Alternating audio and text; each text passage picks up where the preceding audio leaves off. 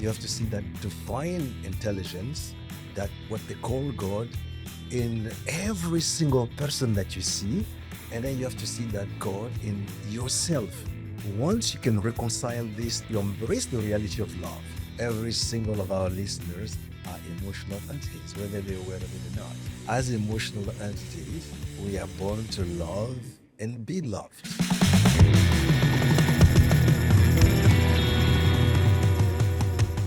Hey everybody, it's Seano McFarlane.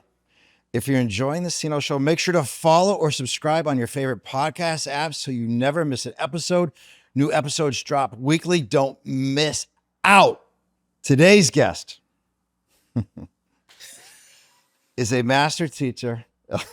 I just love this guy so much. He's a healer. He's a scholar of mysticism and someone whose work is changing, capital C, lives around the world.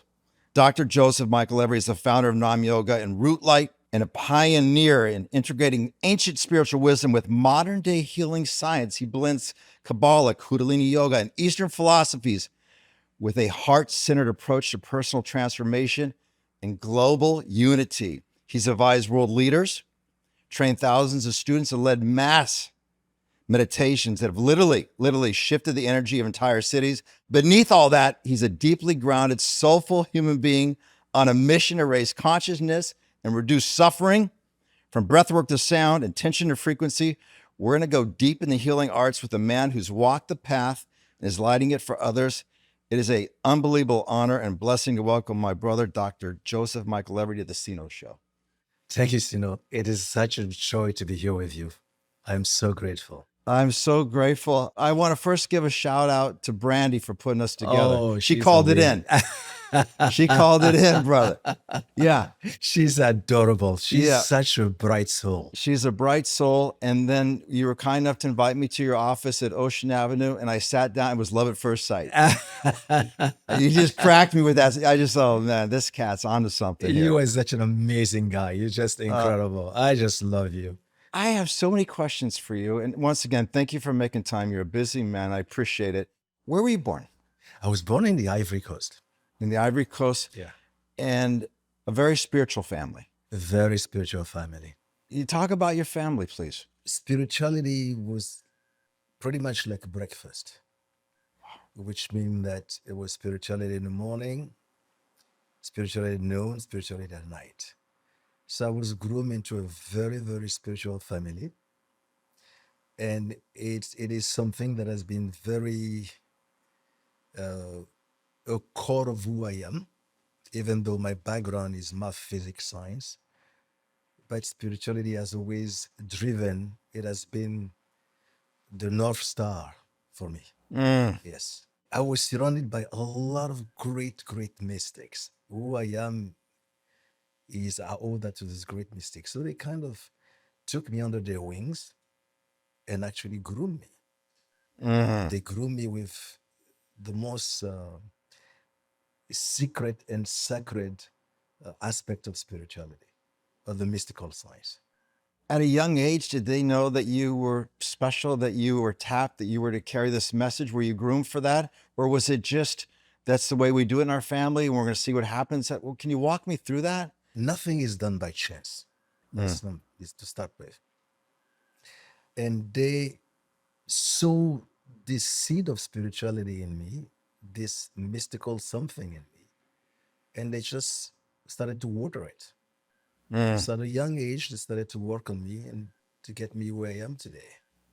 Because the best way to express, a spirituality is by serving others. It's by making a difference in the life of others. This is where spirituality, is become something really beautiful. You can see that I'm not that good at speaking about myself. Well, I don't know, but why is that though? Why do you say that? Because there's always been, when you spend a lot of time serving others, it's really not about you, it's about others. Yeah. It is, but my audience Yes. is about transformation. You didn't. Beautiful.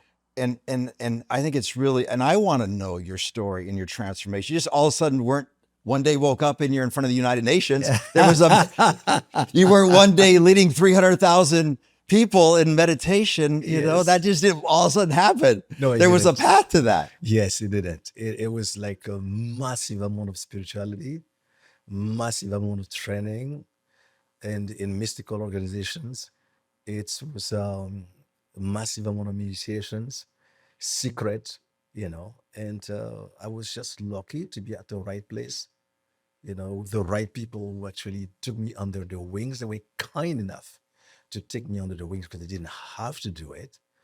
They took me under the wing and they started to teach me this secret aspect, all this ancestral wisdom And when did you leave? How old were you when you left?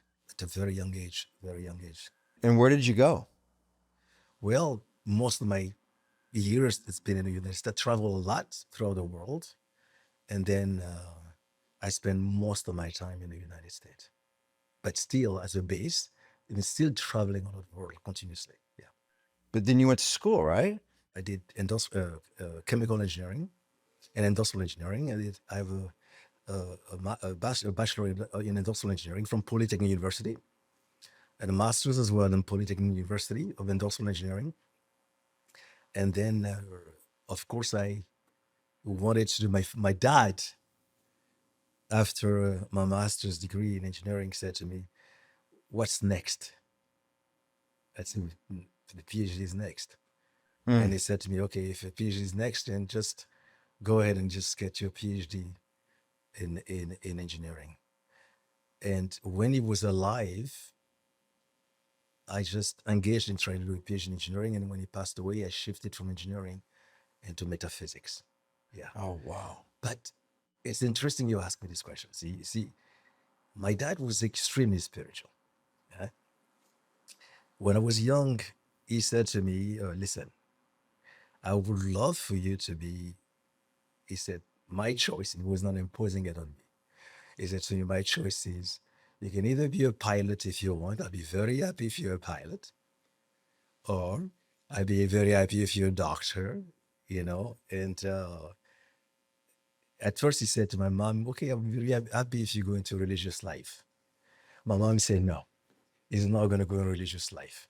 So really, while I was doing math, physics, and science, my mom is responsible for my love of mathematics and physics.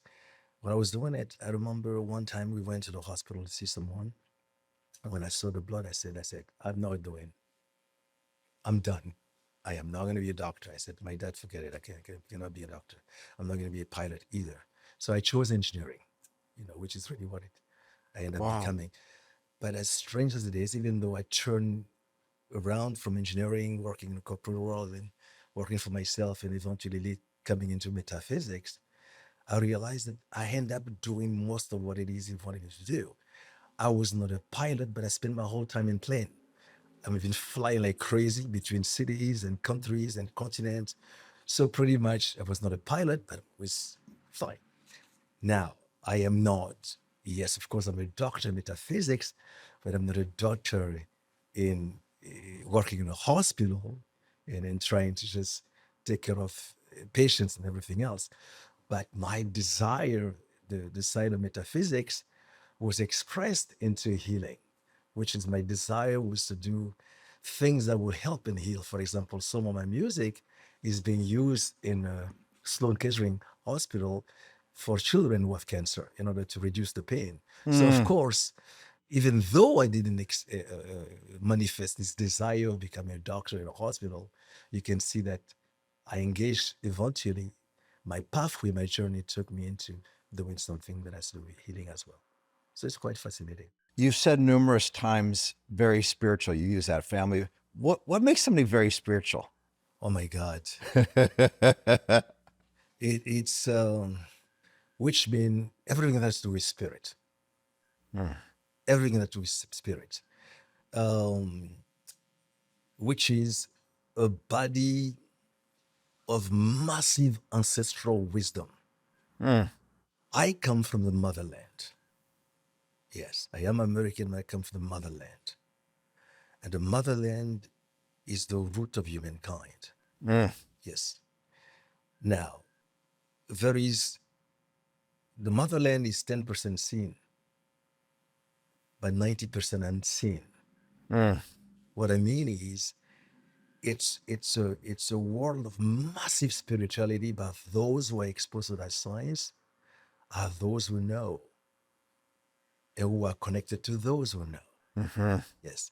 So it's there is such massive ancestral wisdom in the land, Mm. some of which coming from ancient Egypt, which we know is the root of spirituality as we know it. Every person who is in the field of spirituality know that is the root of spirituality.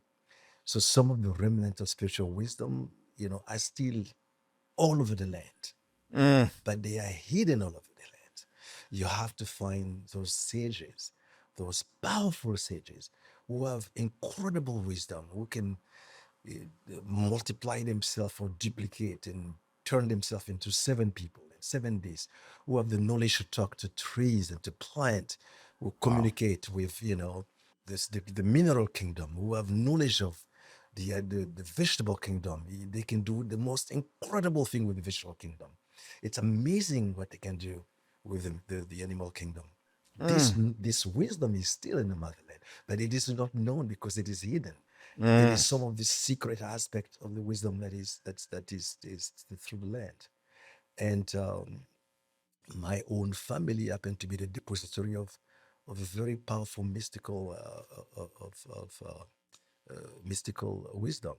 So I was born in that family. So I was Got it. very grateful to my families and to the ancestors from the lineage I come from to be born in a family, because I owe them this incredible blessings they've been blessed with. Mm.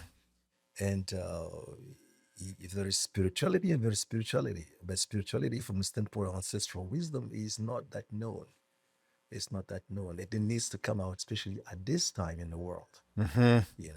Mm. because yes, even though I was exposed to the ancestral wisdom, I did explore as many spiritual paths as possible. Yogic path. I've done so many form of yogas, so many form of mystical traditions until in order to be able to bring everything else together. One thing I understood, even though there's so much wisdom in the land, is that primal light, when it comes from the unseen world, when it comes from the invisible world, Mm. is refracted through an invisible prism as 7 rays, if you want to think of it this way. This is symbolic. And the 7 rays correspond to the 7 colors of the rainbow.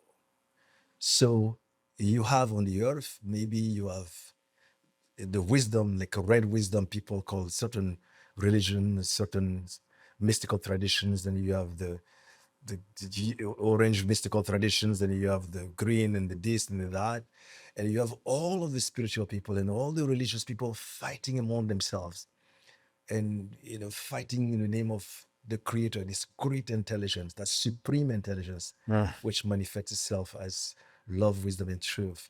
But as you rise in spirituality, you realize that in order to understand that primal light before it was refracted, you have to be able to bring all the various colors together, which means you have to see God or divinity in every sacred teachings, which is what I Mm. spend a lot of time doing to reconcile everything.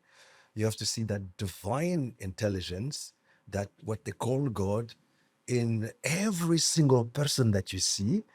And then you have to see that God in yourself.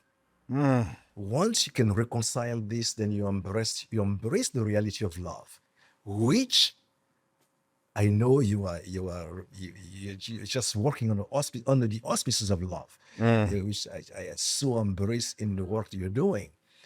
But the root core of spirituality is love, Mhm. Mm. and the expression of love is service. Mhm. And I know we were talking, and I'm going to keep on going.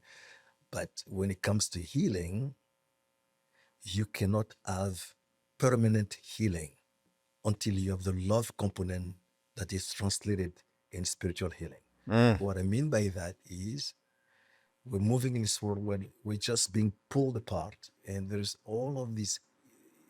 We have so many hospitals that we're building, so many this, so much technology, so much advances in science, in medicine, but yet there are many more. hospital beds, many more hospital rooms, so many chaos in society because we spend so much time with the mind and the body that we forgot the heart, the soul, and the spirit. Yes. And humanity need healing, and that healing will never happen until we bring together physical healing and spiritual healing. Love's the ultimate healer. Yes. But you know what? The ultimate doctor is that supreme intelligence. Because God is the one does it. Because a doctor will sew you. But if God says it's not going to stick, it will not stick. He does have the last word.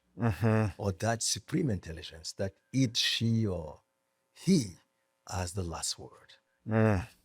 But the beauty of spirituality, when you embrace that as supreme intelligence, when you embrace the universe, then you become the universe. When did you leap into doing your workshops and your classes? Spirituality it is this jealous, let me call it a jealous fire.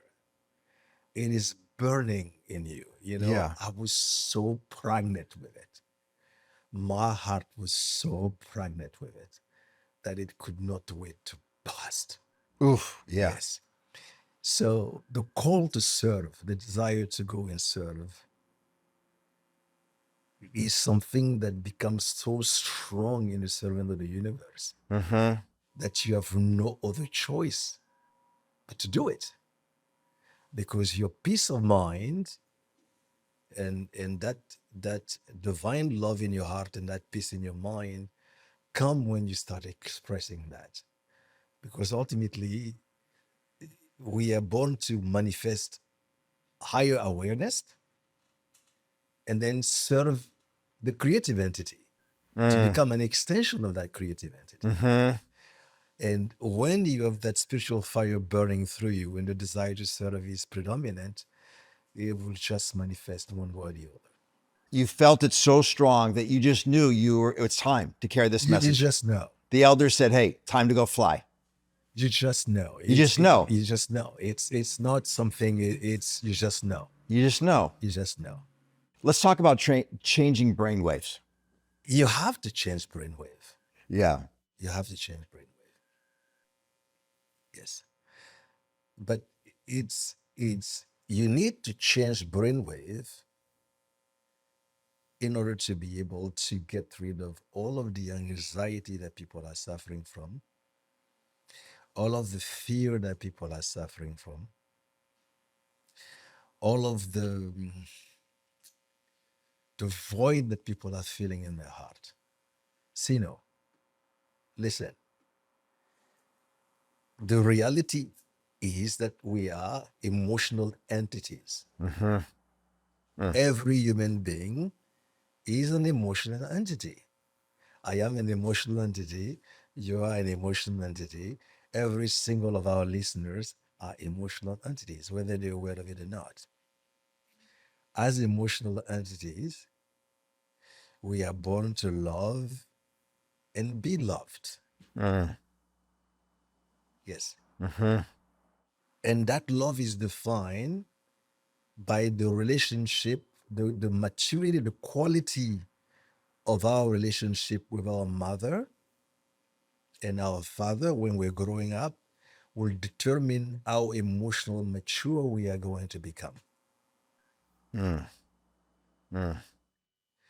Because there is a certain quality of love that every soul that is coming to the earth has to receive from the father and the mother. When that love, that quality of love is missing, when it is not perfect, then what happens is a complementary love has to fulfill that love because that person will be looking for it for the rest of their lives. And that missing gap manifests itself. It'll create all kind of situation in your life that will cause you to self-sabotage and eventually You will go through all kind of fear, anxiety, doubt, you name it, all kind of disturbances that humankind can be prey to. Mm, mm, And it's important to change the brainwave, because changing your brainwave gives you a chance to control your frontal lobe and give you emotional intelligence. And as a result of your emotional intelligence, everyone thinks that you are so smart. Why? Because you're thinking right, you're feeling right, you're speaking right, you're acting right, and you have the right attitude. mm, And therefore, when you have those aspects that are right, your body is healthy, mm, your mm, mind is healthy. mhm, mm, When they are not right, your body is not healthy, mhm, your mind is not healthy, mm, your heart, your life is not healthy. mm, Yes. So mhm. changing the brainwave is a must. And the science of changing the brainwave, which we have in NAM, which is neuro advanced activating advanced meditations, allow you to change your brainwave in a way as to get rid of all of these unhealthy energies so that you can live your life with grace. Let's talk about that then. Somebody that's struggling with depression, struggling Yes, with addiction, struggling with low self-esteem, yes. right? Self-hatred. What's the first step for them? Again, I'm going to break it down because you said addictions. Yeah. In the yogic world, they say to you, in order to be able to resolve addiction, you have to cause your pituitary gland, which is the master of your glandular system, and your pineal glands, which is your capacity to connect with the universe. You have to cause them to come in vibrational relationship in such a way that when they come in vibrational relationship, you are no longer victim of addiction, which means what they explain by that is when the child is born, the pineal gland is active. The pineal gland is active from 1 to 7, around 8, it progressively is not secreting any longer. So from 8 all the way down to age, between 12, 13, when the child's voice changes and you see boys having beard and a woman, everything, all this shift is happening Mm, within the body of the woman. There is no longer connection between the pineal gland and the pituitary gland, which means it has to be caused to happen. If you don't cause it to happen, then the pituitary gland, which is no longer getting its order from the pineal gland, will get its order from your vices. mm, Yes. Then it becomes addiction, whatever you may call it. This is from a yogic standpoint, whatever. Okay. Now, from advanced mysticism, they say no. Yes, you have the pituitary and pineal glands, which are responsible for addiction when they're not communicating. If you cause them to communicate, maybe changing the brainwave, you do the right thing, you can get rid of all that stuff. They say, no, no, no. Your liver, because your liver is where you have the third part of the soul, which they call nefesh, which come at birth, and it is connected. It just goes and it's located in your liver, and your liver is connected to the lower world, where sometime if you live your life in a way that is not proper, you have the spirit of the lower world, which have access to you through your liver, and then cause you to do certain things that do not work for you. mm, Okay. Now, when you talk about the liver, you're talking about the unseen world, which means that's why addiction becomes so difficult to break, because you cannot break addiction, because addiction is a physical problem, but it is as well a spiritual problem. Actually, it's more a spiritual problem than a physical problem. mhm, So you can mm, take care of addiction with physical healing, but it is not permanent until you bring a spiritual component to it. mhm, Yeah, I'm still answering your question. I'm going in a circle, eh? So, but it's important because I want people to understand that. Why is it important? It's important because if a person was addicted to alcohol, and if they were addicted to drug, and then they don't resolve this in this lifetime, and they leave the physical body, they let the physical envelope is what goes, but they will go with this desire in the unseen world. Do you understand? Okay. So they don't lose that. A person who goes in the unseen world and it doesn't have a chance to break through the magnetic field of the earth when they leave the world and is still between the two worlds, they will look for a person on a physical plane who is addicted to the same level they are in order to benefit from, their addictions while they're on the other plane, which means the person who leave their body, they are more powerful than the person that is within the body. Unless you've developed your spiritual essence when you're in your body, you're not as powerful as somebody who's left their physical body.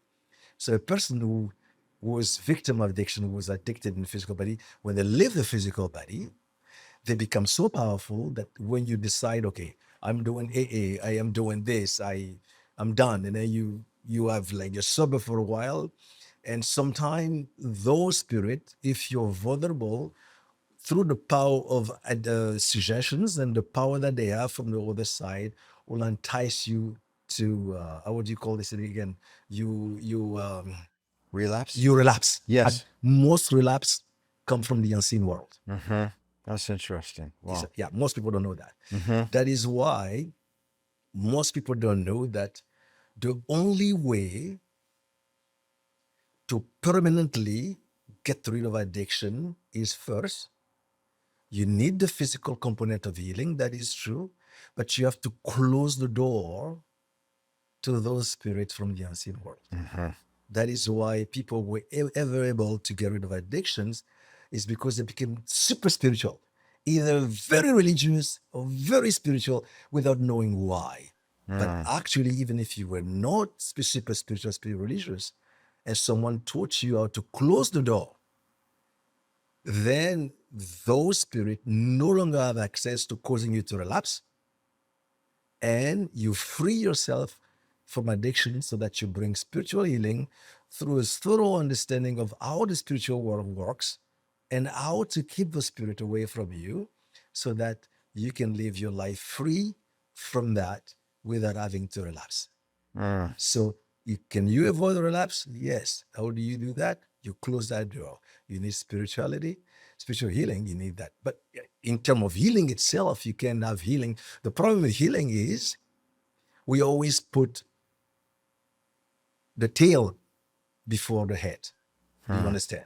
Because the body, your body is, you have to think of healing as your spirit and matter. Physical healing is for matter, but you need spiritual healing for your spirit. Right? Now, if your spirit is 99% of the story and physical matter is 1% of the story, the way we do healing in this world is we rely 99% on the 1%, which is the physical body, and 1% on the 90%, 99%, which is the spirit. So what we do, we put the tail before the head. And you can never heal somebody completely until you address the cause, which is in the head. You see what I mean? Yes. So nobody can clean you until they clean your mind. And no doctor can clean your mind. And the root of all disease ultimately is in your mind. And it is reflections. Your mind, it's the physical health, the condition of your physical body, condition of your health is a reflection of your mind. So in essence, what I'm saying is this: you want to get rid of depression, you want to get rid of fear, you want to get rid of all this disorder. The simplest way is this: brainwave. And the thing to remember is you have to control your own mind. And how do you do this? Very simple. The mind always follows the breath. That's the rule number one. The mind always follows the breath. If you make the breath rhythmic and you bring vibration, which is sound, you change the brain wave, you're fine. Just like that. That's it.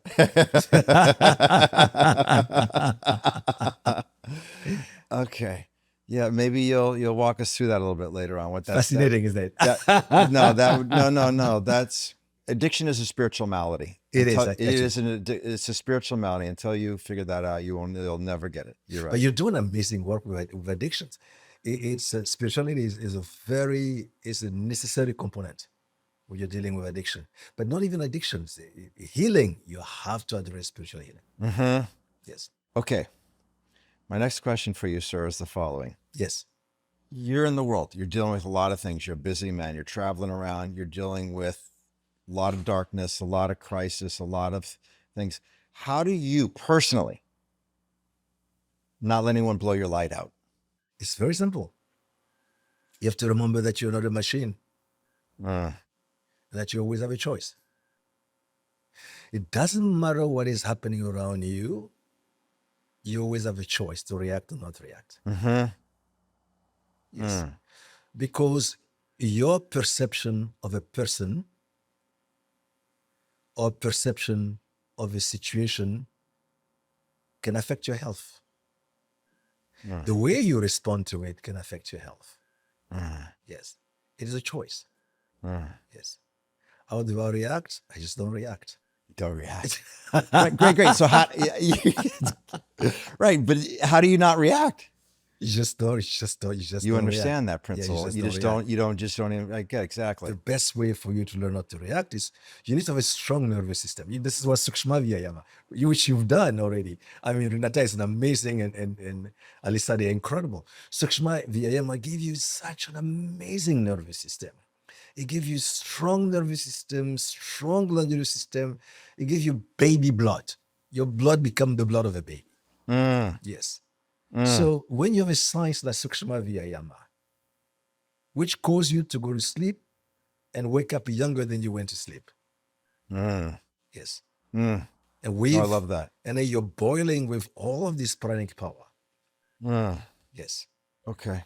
Got it. And you just don't react. Okay, let me ask you this. When you go to these cities to do your talks and lead these incredible, meditations, Yes. do you get called to go there? Do you say, we want, or does they call you first, then you go and figure out what's happening and feel the energy of the city? Oh my God, we're being called. There's all kind of communication that happens. And then I have an amazing team we're taking care of. Yes, I know you In most do. cases, we're being called to go. But every city I go in, I have to make peace with the spirit of that city. Yes. Tell me about that. Because every city have their own spirit, right? All you call it angel and spirit or whatever. So if you're going in the city, you have to make peace with the beings that are in charge of that city. Yes. The same way that you go to we travel so much. If you go to a certain country, you have to be very careful because they have certain bacteria that they used to, which work for them, may not work for you. So you have to be careful what you're eating. The same way, there are beings that are in charge of every city. So you make peace with those beings and then you just come to serve. That's all. But I know you go to the cities. I know you feel into it. And then you talk what happens. Then you lead. Can you walk the audience through that? Let's just take the super class, right? Super class. What they call the global gathering. Yes, the global gathering.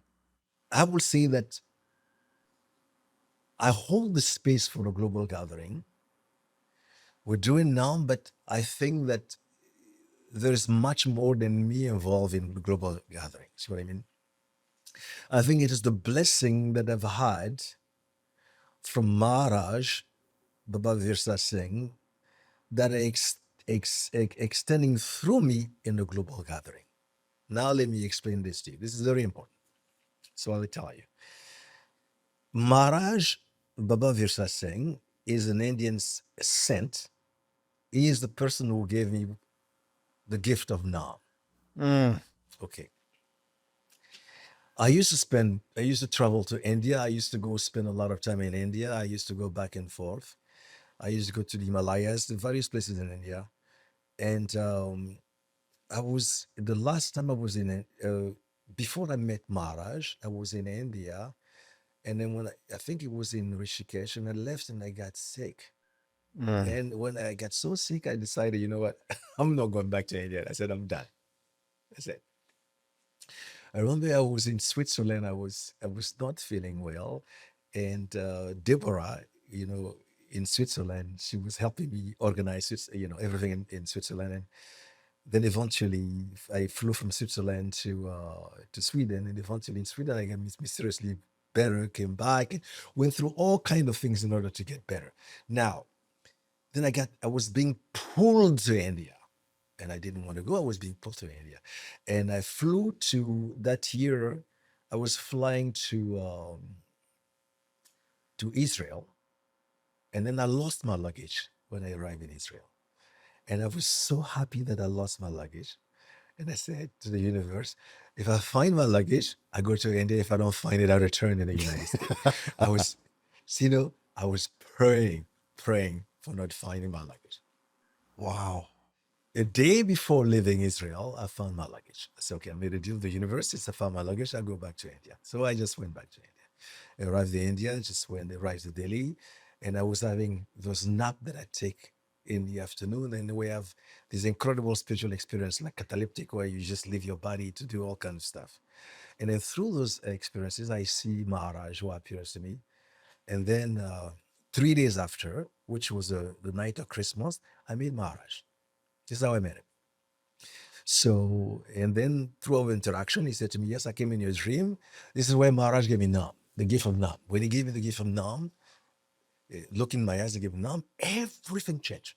I'm telling you, spiritually speaking, spiritual experiences, the senses, everything literally changed. The whole thing. Now, to put it in, let me explain to you how deep this is. Maharaj, when he was young, he had developed incredible spiritual powers, and he used to awaken the dead and cure incurable disease and do all these things with people. It was amazing, incredible. To this day, you can still hear about him in some of the in the annal of India. And he was the manifestation. We knew on the manifestation of Baba Siri Chand, and Baba Siri Chand was the son of Guru Nanak. Do you understand?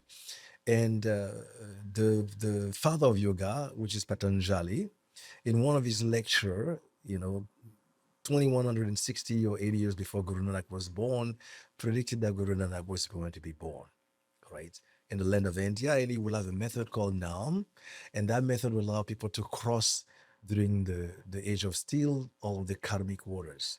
And then Guru Nanak was born. Now, what is the connection between Guru Nanak and Maharaj? Now, what happened is Guru Nanak had a son called Baba Siri Chand. But Guru Nanak learned some of the highest secret of Kriya Yoga from Babaji. So Babaji used to, and Bamprani is going to love that, Babaji used to teach some of the highest secret of Kriya Yoga to Guru Nanak. And Guru Nanak asked Babaji for a son, and Babaji said, I'll be born through you, and you'll know that it's me because there will be, a sign through my ears. And that was Baba Siri Chand. Yes. Wow. Yes. Wow, that's beautiful, man. And Baba Siri Chand was the one manifesting through Maharaj. And then Maharaj, all the work he did throughout his life until he passed away, it was the manifestation of Baba Siri Chand. And it is Maharaj who actually gave me Nam. Since gave me Nam, everything changed. So after I left Maharaj, eventually passed away, the connection that I had with Maharaj, that deep desire to just spread Nam and make a change in other people's life, manifested in the global gathering, where we have massive event with so many people, thousands and thousands. We've done like so many of them with thousands of people. But I credit Maharaj because he's the one, through his grace and through the blessing that I have from that, that made that possible. Wow.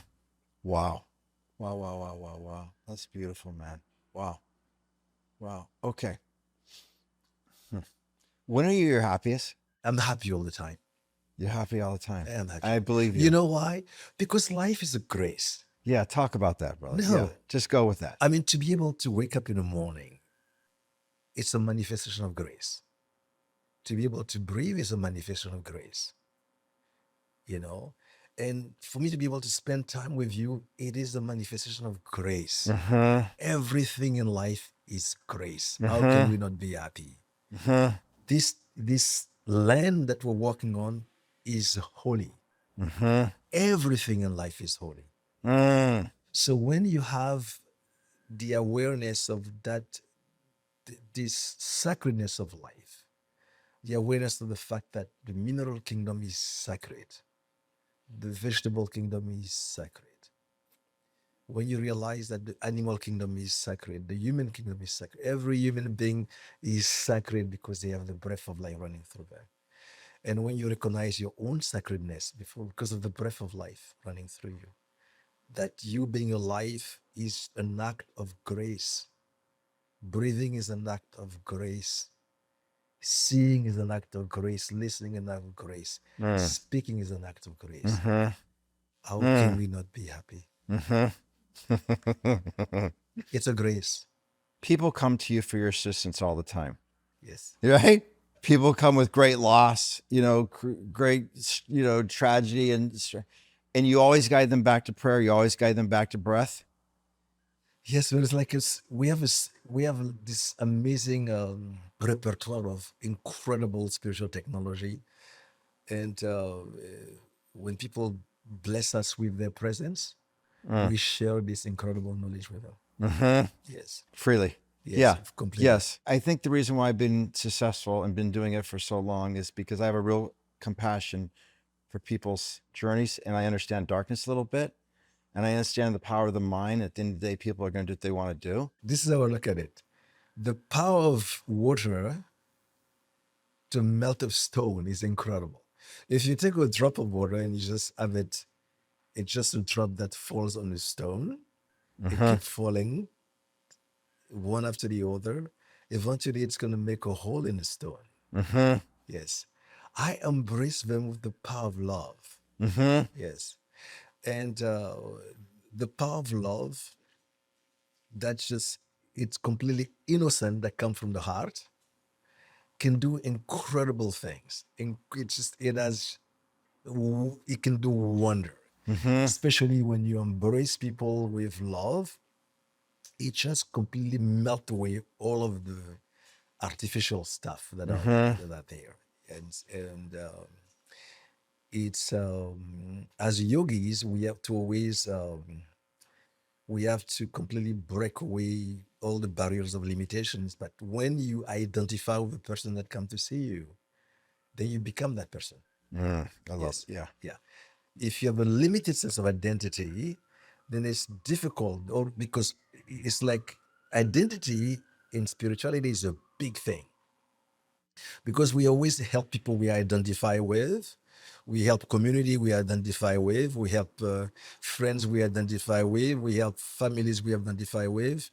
But when you expand the identities, for example, to a country, the part of you help them. You expand the identities to the continent, it's part of you, you help the continent. To the world, it's part of you.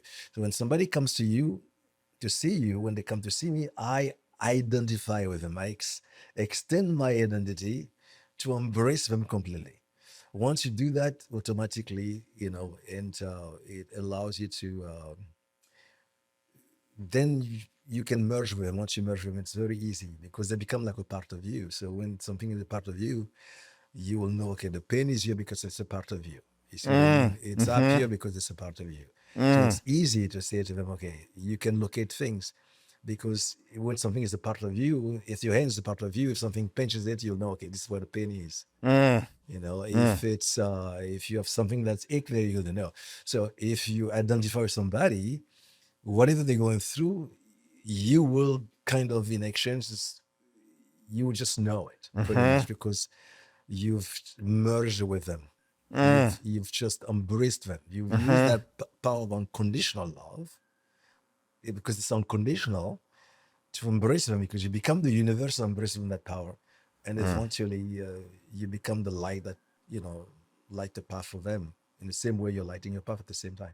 If the whole world could chant just one mantra together, which would you choose and why?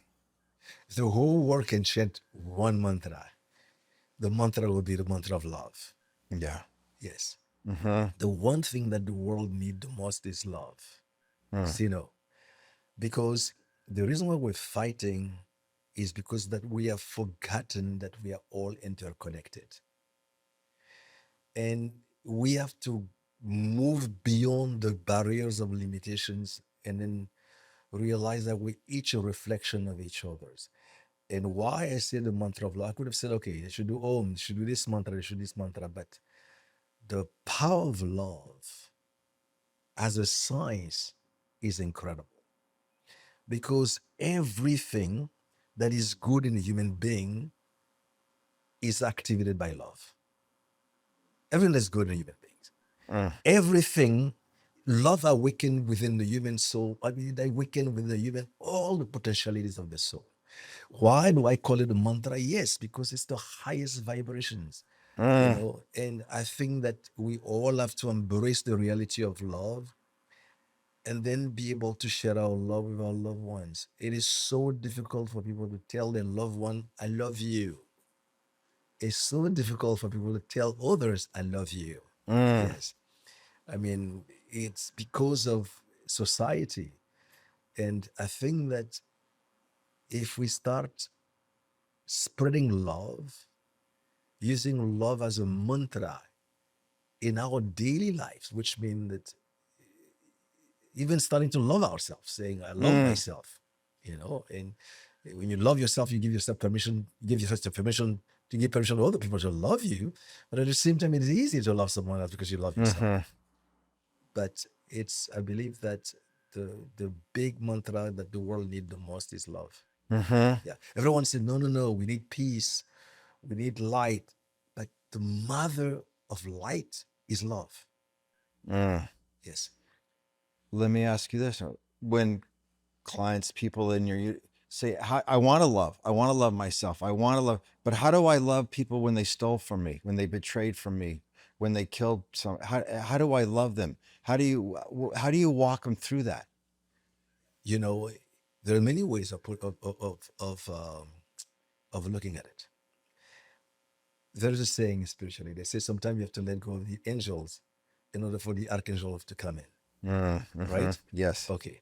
So, so if as a mystic, I can look at it differently.